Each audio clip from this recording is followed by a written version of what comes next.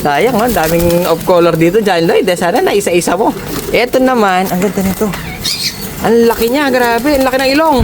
Orga na naman. Pag-aagawan ng mga bata to. Kasi talaga mga singko, pag ganitong mga malalaki ilong, pag may nakita yung mga bata, kahit hindi na mabibili, sasabihin nila, uy, Borga, akin yan. Ako na una nakakita, akin yan. Huwag kayo kapag-aaway pa. Yun! Ngayong araw na to mga singko, meron na naman dinala sa atin si MG Lop. Naku, walang kadala-dala. Nagdala na naman mga singko ng katutak. So ngayon, bali, nagdala siya sa atin kung di ako nagkakamali, mga 13 piraso ang kanyang dinala. At titignan natin kung paano natin to ilalabas. Kasi nga, may mga lamang po yung ibang tulungan natin mga singko. Pero sa tingin ko, mahilig mag-off-color. Kasi si MG Lop, mga singko, talagang mahilig talaga siya sa mga off-color, sa fancy, may mga fancy siya. Yun talaga ang trip niya. Kung sa racing, meron siyang ibang racing, pang palipad-lipad lang niya. Pero talagang marami si MG.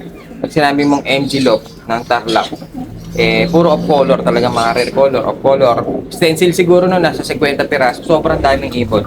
Kaya ngayon, pinakilala ko lang siya. Kaya ngayon, nagdala siya sa atin ng 13 pieces kung hindi ako nagkakamali. At ito yung mga yon. Ito mga siko yun. Ito, nandito na naman sa ating mahiwagang yung training box kasi natin na bago medyo pare-tired na. Kaya dito muna natin nilagay yung mga dala ni MG Lop. Ayan mga singko. Ayan o.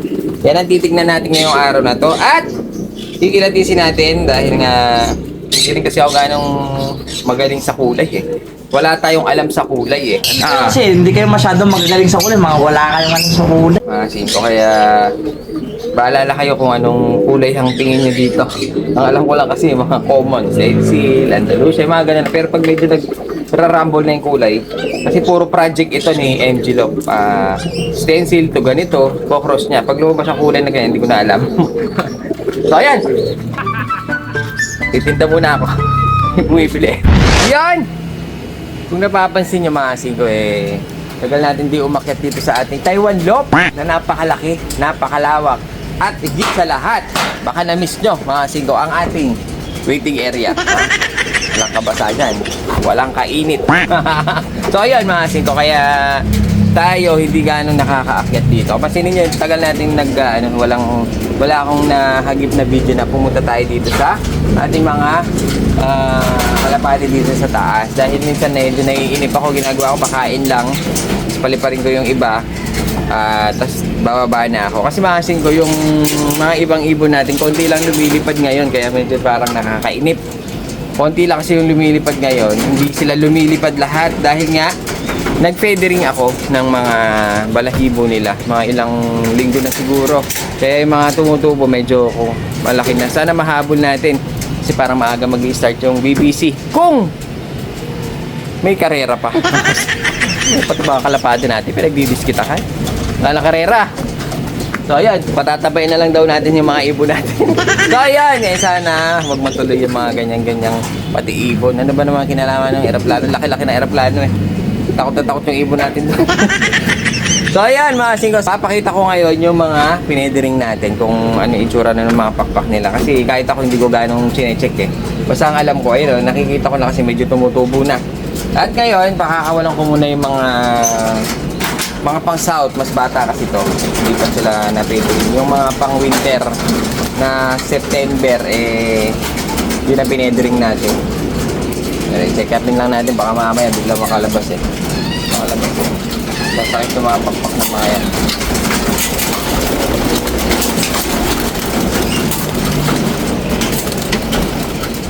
Sige, para na. Ay, alilumipad na yung mga ano natin mga singko. Mga bata yun Pero yung mga natira dyan, tingnan nyo mga singko, medyo walang pakpak kaya hindi sila makalipad. Ano ba yan? Kaya ang lumilipad natin kokonti lang. Ito na sila. Wala na. Mga ibon natin. Konti lang, hindi sila lumilipad lahat. Pero mas maganda saan pag lahat sila lumilipad na yun. Yun, yung mga ibon, medyo matataas. Kahit pa paano naman, sabik pa rin silang lumipad. Kahit hindi na nila kasama yung grupo. Kasi maganda kasi kung grupo Sa bagay, sa liparan talagang hindi rin sila magiging grupo dahil magkaiwalay sila ng lalaruan. Kaso siyempre pag nagpapalipad tayo dito, gusto natin yung marami. Kaso wala, konti talaga. Yung mga ibon natin, taas na rin. So yun, hindi makita. Ngayon sila. Taas. Kaso umiwalay yung iba. Ayun. Makikita pa natin. Sana makita nyo yun. Ngayon sila mga singko. Taas. Ayun o. Ayun o. Grabe. Medyo ano sila ngayon mga singko. Medyo garado yung mga ibon natin. Ayun o. Tataas. Nanunuldik. Sabagay, ang ganda ng panahon. Maaga-aga pa. Saka, pinaming langit, blue. Walang dark spot na paulan. Ganda yung panahon ngayon, kaya asa na yung mga ibon natin. So, ayan, maglalayo na kasi yung mga yun eh. Minsan, babalik yun mga after mga ilang minuto. Medyo kahit pa paano tumatagal naman. Pero, hindi ko talaga siya ma-monitor kung gaano katagal sila nawawala mga sino dahil nga pagka bumababa na tayo. So ay pakita ko sa inyo yung ating bago natin pakainin. Pakita ko lang sa inyo yung ating mga pang winter. Ano to? CTPL saka BBC. Kaunti na lang natira sa atin 2, 4, 6. Yung isa kasama lumilipad dahil nga yun yung nawala na nakuha natin sa tropa na dinala dito. Mga sino nakabagwis yun kaya hindi na siya kailangang i-feathering. Ito, pakita ko sa inyo. Yan!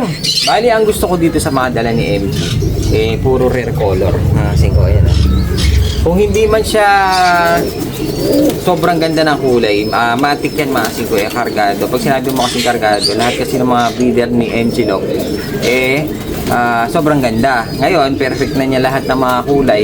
Kaya ang ginagawa ni MG, nagko-cross siya, gumagawa siya ng sarili niyang kulay. Ngayon, pag hindi niya type yung kulay na inanak, yun ang dinadala niya dito. Ang maganda dyan, kargado. Pag pinarisan niyo siya ng mga pwedeng mag-throwback sa inyo, yung mga ninuno niya na magaganda kulay. Kaya, sulit pa rin mga singko. Hindi siya ganun kataas, hindi rin siya ganun kababa. Medyo hindi naman siya masyadong budget meal. Pero magaganda kasi mga dala ni MG ngayon. Parang may mga malalaking ilong. Bali, ito, gaya nga ng sabi ko, kargado sila. Check lang natin kung ano yung mga alam kong kulay. At kung alam nyo, paki-comment naman. So, check lang natin at tingnan natin kung ano magiging kulay. Kasi may bata may sibong. Check natin kung ano magiging kulay niya. Kasi sinabi niya sa akin kung ano magiging kulay niyan. Parang hindi ako makapaniwala na magiging ganun siyang kulay. Kaya, tama na daldal.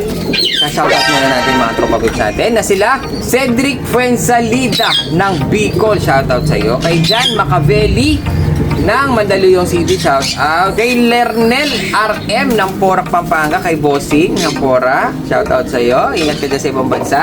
Kay Joey Lopez. Joey Lopez. Shoutout sa misis niya. Ito maasin ko lagi nanonood sa Facebook at saka sa YouTube natin. Joey Lopez. At last na natin maasin ko si Jazz Kawigan. So ayan, check up natin. At maganda dito kung ihawakan natin yung iba at medyo close upin natin para makita nyo naman yung ganda ng mga dala ni MG. May type nga ako dito. Ayun o. Yung mga ibon natin, mga singo. Diba? Medyo parang hindi na sila sanay sa atin kasi minsan pumapasok na sila ng kusa. Ayan. Ito yung mga ibon natin, no? Kaso para may kasama silang puti. Para may dumapong puti. Wala tayong puti na lumilipad. Para may puti ako nakita. Ayun, mga singko, may puti. May dakit pa. Nasa taas ng bubong natin. Mukhang native. Ayun, parang sibong lang Ayun, kanino kaya ito? Hingal na hingal yung mga kalapati natin, mga singko. Ayun, hingal na hingal yung mga ibon natin. Bali, ano yan, naka-south sila. Ito yung matanda. Ito yung matanda natin, yung red bar. Nakuli yan nung medyo bata pa siya, tapos dinala sa atin, nakabagwis na, kaya Ganun ang nangyari. Mga singko. So, ayan tingnan natin yung puti kapag pumasok. So, ayan mga singko. Bali, ito yung mga ano natin, no? Tingnan nyo. Paano lilipad dyan? Ang liliit ng pakpak. Ayan, no? Wala silang pakpak. Nakapagwi sila eh. Pero yung isa medyo mahaba. Oh. Pero hirap pa rin siya lumipad kasi yung tatlong pakpak niya sa taas, yun ang nabunot natin. Kahit itong puti. Bagwi sila. Tingnan natin kung okay. Hindi makaligad. Kaya tingnan mo, dumataba sila dito eh. Check upin natin yung pakpak nila. Ito sila mga singko. Ayan o, yung pakpak niya patubo pa lang pero medyo mahaba na ng konti. Konti na lang to. Mga ilang linggo na lang to, pwede na ulit silang lumipad. Ayan o. Talagang kailangan natin i-feathering eh. Buti na lang medyo mas maaga tayo nag-feathering. Siguro bago matapos ang buwan na to mahabang mahaba na yan. Sasabay na ulit sila sa liparan. Medyo natenga sila. Kailangan na nilang mapagpag mga singko dahil medyo nagtabaan na itong mga ibon natin dahil nga hindi nakalilipad. Medyo tumaba na sila ng sobra.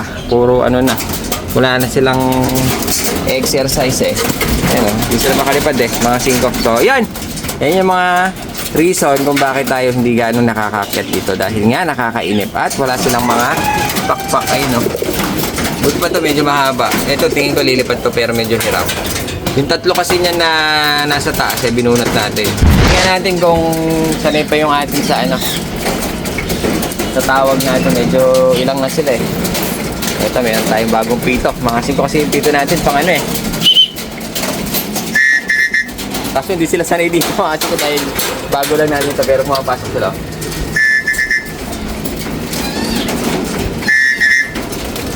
Oh, takot sila mga singko, lumilipad.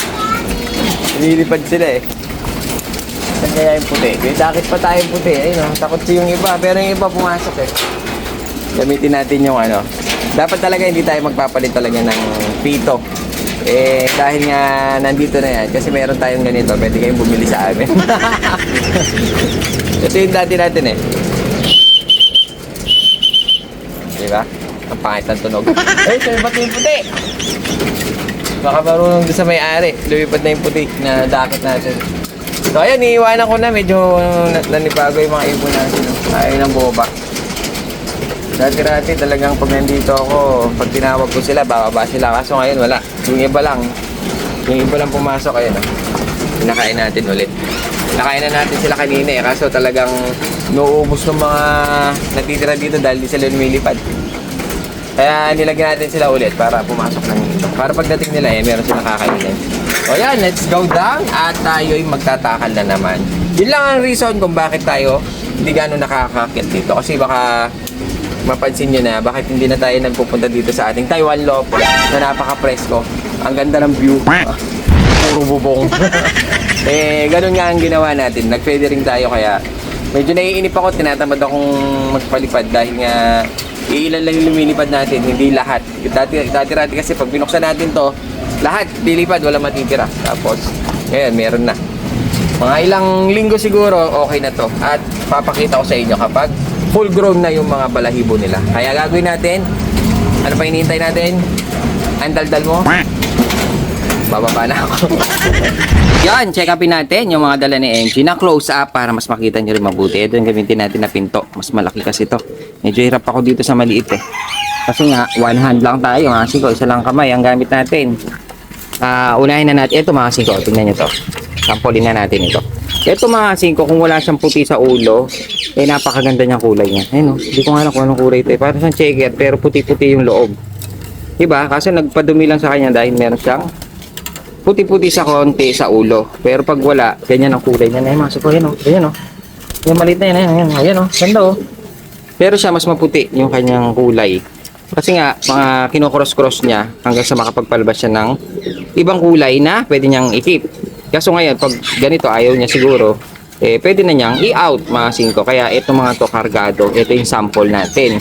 Ngayon, hanap pa tayo. Parang delikado. Masyadong malilikot yung mga ibon mga singko. Baka may makawala. Mahirap na. Mababayaran natin ng di oras. So, hop! Ito na lang sa bungad. Ganito, laki na ilong mga singko. Ito naman, parang cross siya ng opal. Hindi ko lang alam kung paano niya to gustong palabasin sana ang kulay. Pero sa nakikita ko para siyang opal. Ayun, ang ganda ng kulay niya eh. Para siyang abuhin. Hindi siya black, abuhin ng kulay. Tapos maganda lalaki. Malaki ilong. Medyo kahit pa paano, ano siya, borga. Yan o, ganda ng kulay oh. Parang nagwa-white bar siya. Hindi ko lang alam kung paano niya ginagawa yung ganyang kulay. Kung anong kinocross niya mga siko. Pero sa kanya, hindi pa perfect yan. Siguro nagpapalabas siya ng opal na white bar siguro. Kasi parang nagwa-white bar eh. Oh, grabe, ang lilikot pala ng mga ito. Ito, ganda oh.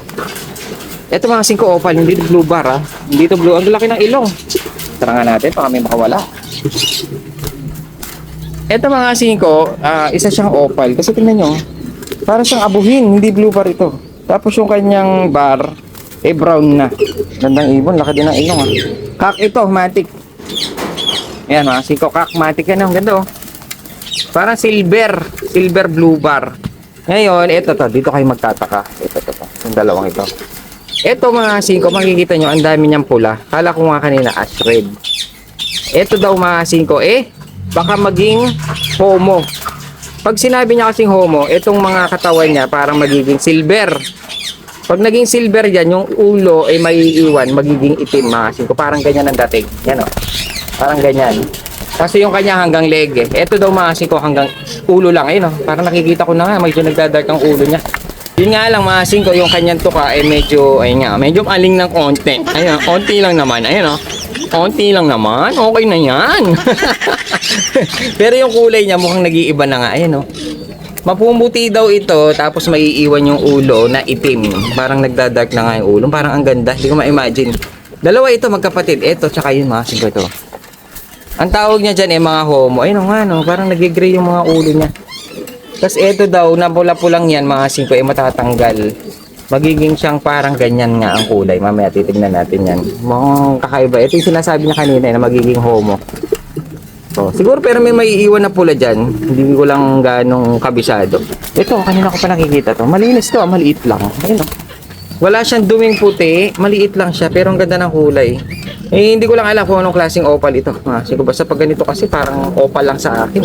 Dahil nga hindi ako masyadong magaling sa kulay. Wala akong alam sa kulay. Kasi hindi kayo masyadong magagaling sa kulay, mga wala kayong alam sa kulay. Si John Lloyd lang nakakaalam niyan.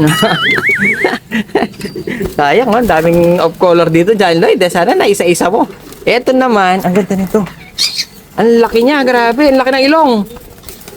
Borga na naman pag-aagawan ng mga bata to. Kasi talaga mga 5, pag ganitong mga malalaki ilong, pag may nakita yung mga bata, kahit hindi na mabibili, sasabihin nila, uy, Borga, akin yan na. Ako na una nakakita, akin yan. Pag-aaway pa. Kahit hindi na mabibili. Ito naman, parang blue check na opal. Laki ng ilong. Ayun, nagpa-brown yung, may mga shades siyang brown. Ano kaya ang piner niya dyan? At ano kaya ang, naipit na. At ano kaya ang magulang nito? Baka mamaya maganda eh. Sigurado perfect yung mga magulang niyan. Yan ang inanak. Ngayon, ito yung nagwa-white bar oh. Ngayon, yung meron tayong dilaw dun sa dulo. Si dilaw kasi medyo common na. Kaso itong pagkadilaw nito mga 5, ito yung cross niya na. Check natin. Ano ba ito? Hanggang dito, lumapit ka kasi.